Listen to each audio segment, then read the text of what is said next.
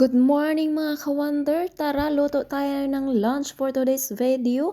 Ayan, nag-prepare na ako dito ng sibuyas, kamatis at bawang at bell pepper. At ito yung ating ginamit na isda.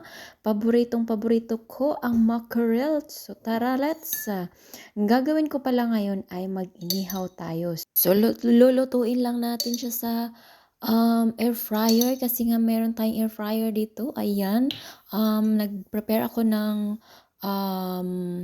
sauce. Ayan, para pang pahid-pahid natin sa ating isda para sumarap. Ayan, naglagay ako ng lemon at saka olive oil, konti-konti lang. At saka naglagay pala ako ng curcum dyan, curcum or ano, basta ganun. Tsaka paprika. Ayan, pangpasarap daw ito. Nakita ko lang ito sa ano, pero tinry ko lang. Charis.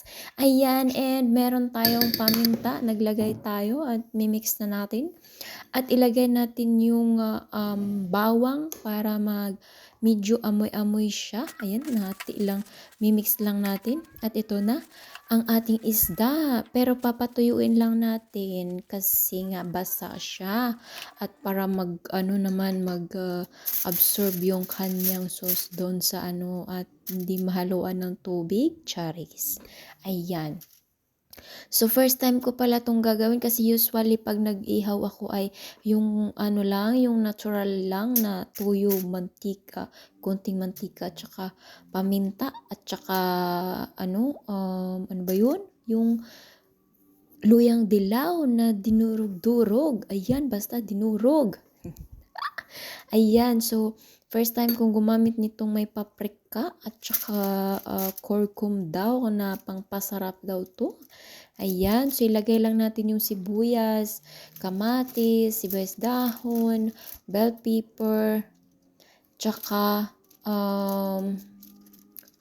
naglagay ako ng luya dyan. Oh, ayan. So, isiksik lang natin yan siya, parang magkasya. Ayan, siksik ng siksik.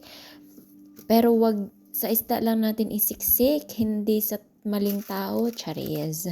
Ayan, so dinamihan ko siya para ano talaga siya, masarap talaga siya.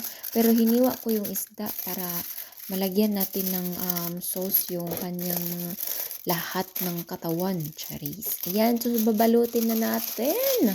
Ayan, balutin na natin ng foil kasi yung air fryer ko kasi bago ito at hindi ko pa siya iba yung air fryer na to sa air fryer ko dati. Ayan. So, hindi ko pa siya masyadong kabisado. Lagi ako nag-a-adjust at kaya balutin natin siya ng foil. So, ayan na. Ready na. At tara, ilagay na natin siya sa air fryer. So, akala ko hindi siya magkakasya kasi malaki masyado yung isda. Buti naman at kasyang-kasya at saktong-saktong size ng tong ating air fryer na ginamit. So, ayan na.